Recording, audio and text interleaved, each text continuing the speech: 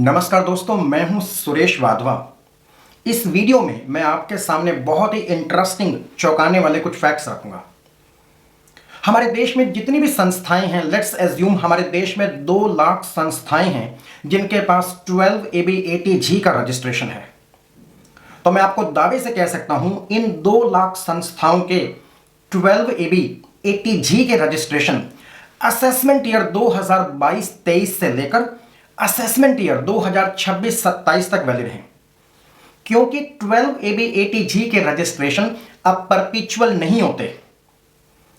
बहुत सारी संस्थाओं को 1 अप्रैल 2021 को परपिचुअल से 5 साल वाला रेगुलर रजिस्ट्रेशन दिया गया और आपकी संस्था को भी हाल फिलहाल में अभी चंद महीने पहले ही आपके कंसल्टेंट ने, आपके काउंसिल्स ने बहुत मेहनत करके आपको 12 ABATG का फाइनल रेगुलर रजिस्ट्रेशन आपको दिलवाया है।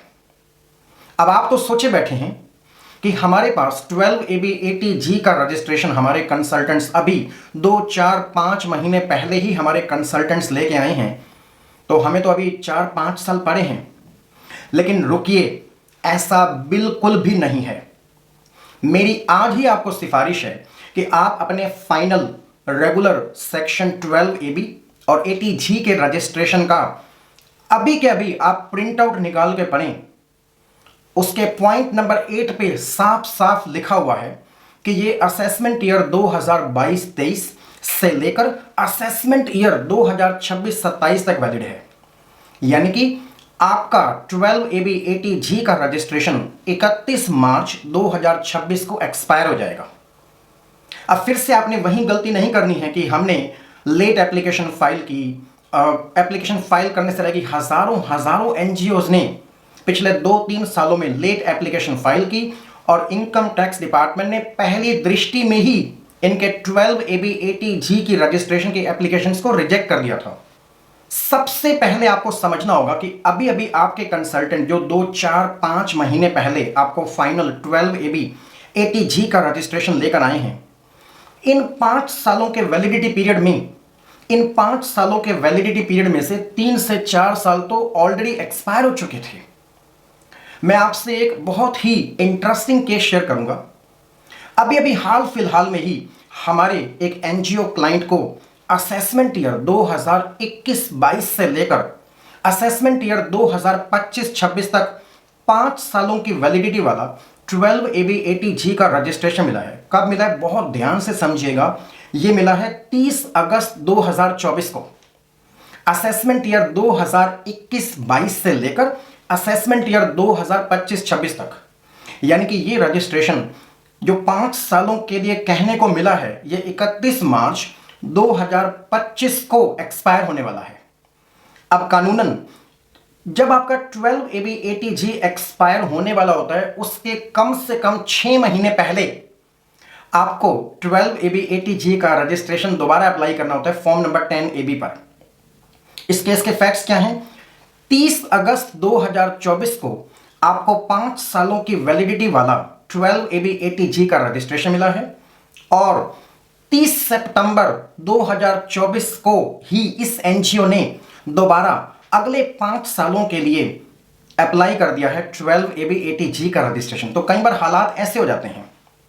आज के इस वीडियो का सबसे बड़ा मकसद है कि आप अपने परसेप्शन पे ना जाएं, अपनी सोच से ना चलें कि हमारा 12 ABATG का रजिस्ट्रेशन 5 सालों के लिए वैलिड है, क्योंकि वो अभी अभी 2-4 महीने पहले ही हमारे कंसल्टेंट्स या हमारे काउंसिल्स बहुत मेहनत करके, बहुत रिजेक्शंस, बहुत बार टेक्निकली रिजेक्ट किया गया, अब फाइनली आपको 12 ABATG का रजिस्ट्रेशन मिला है। तो ये परपिचुअल बिल्कुल नहीं है। इसकी 5 साल की वैलिडिटी टेक्निकली हो सकती है, प्रैक्टिकली बिल्कुल नहीं है। प्रैक्टिकली आपका 12 ABATG का रजिस्ट्रेशन 31 मार्च 2026 को एक्सपायर कर जाएगा और कानूनन जब आपका 12 ABATG का रजिस्ट्रेशन जब एक्सपायर होने वाला होता है, तो उससे कम से कम 6 महीने पहले आपको अप्लाई करना होता है। यानी कि जो 12 ABATG का आपका रजिस्ट्रेशन है, जो 5 साल के लिए वैलिड है, जिसे आप सोचे बैठे हैं 5 साल तक वैलिड है, इसको आपको फिर से अप्लाई करना पड़ेगा आपको 30 सितंबर 2025 से पहले पहले। इस टेक्निकल पॉइंट को आपको समझना होगा। क्यों?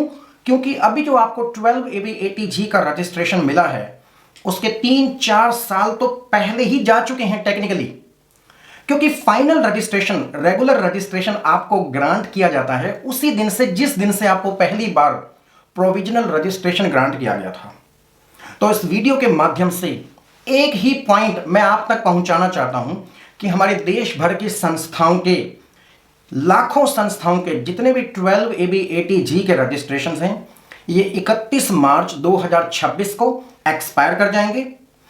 आप दुनिया को ना देखें, आप अपने 12AB80G के रजिस्ट्रेशन के प्रिंट आउट अपने सामने रखें, पॉइंट नंबर 8 पे चेक करें कि ये कब तक वैलिड है और आपको कब आगे जाना है।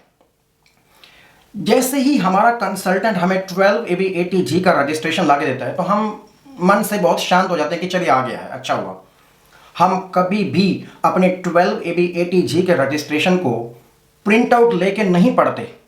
मेरी आपसे एक रिक्वेस्ट है कि आज ही अपने 12AB80G के रजिस्ट्रेशन का प्रिंट आउट लें, उन सारी शर्तों को पढ़ें और पढ़ने के बाद चेक करें, एग्जामिन करें आपके एनजीओ में कि क्या उन सभी शर्तों को हम बनाए हुए हैं। क्योंकि यदि इस बार आपको 12AB80G का रजिस्ट्रेशन सक्सेसफुली मिल गया है और आप इन शर्तों को नहीं बनाए हुए हैं, अगली बार ये रिजेक्ट हो गया तो इसके प्रभाव, इसके दुष्प्रभाव बहुत ही खतरनाक होंगे। क्योंकि जैसे किसी संस्था को 12AB80G का रजिस्ट्रेशन देने से मना कर दिया जाता है, इस पर एग्जिट टैक्स के प्रोविजंस लग जाते हैं। तो आपको जिन शर्तों के अनुसार 12AB80G का रजिस्ट्रेशन आपको दिया गया है वो शर्तें आपने बनाए रखनी है। वो शर्तें आप तभी बनाए रखेंगे जब आप उन शर्तों को पढ़ेंगे, उससे इंप्लीमेंट करवाएंगे। तो याद रखिए 12AB80G के रजिस्ट्रेशंस में अब परपेचुअल रजिस्ट्रेशन नाम की कोई चीज नहीं होती। इनकी वैलिडिटी मैक्सिमम 5 सालों के लिए होती है। हर 5 साल के बाद इनको रिन्यू कराना होता है और नए 1 अप्रैल 2021 के बाद जितनी भी संस्थाओं को 12AB80G के फाइनल रेगुलर रजिस्ट्रेशन ऑटोमेटिकली दिए गए, ट्रांजिशन के थ्रू दिए गए, वो सभी रजिस्ट्रेशन भी 31 मार्च 2026 को एक्सपायर कर जाएंगे, जिसके लिए आपको तैयारी आज से ही करनी होगी। 31 मार्च 2025 के आपके ऑडिटेड फाइनेंशियल स्टेटमेंट्स कैसे आप बनाते हैं इस पे भी बहुत कुछ निर्भर करेगा। तो यह तैयारी आपको आज ही करनी है, तभी हम इसमें सक्सेसफुल होंगे। तो मैं समझता हूं इस वीडियो से आपको बहुत हेल्प मिली होगी। इस वीडियो ने सचमुच में आपकी मदद की होगी और आप अपना 12AB80G का स्टेटस हमेशा बनाए रखेंगे। इसके लिए मेरी शुभकामनाएं। Thank you so much. Thank you.